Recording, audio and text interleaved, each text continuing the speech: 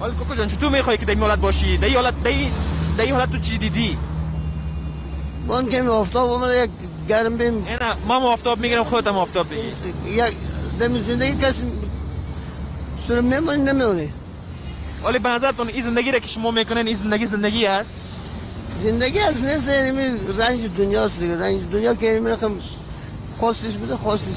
خود تو امروز اونمو رنج دنیا را که میگفتن رنج دنیا را کشیدین. برآوردهش نه خاصیش برآورده شده دیگه. نه تا میاله که شما گفتن رنج دنیا تا می لحظه شما رنج دنیا را کشیدین. این حالتی که زندگی میکنن حتی براتون بگم هیچ کسی با این حالت زندگی نمیکنه، حتی هیچ حیوان با این حالت زندگی نمیکنه.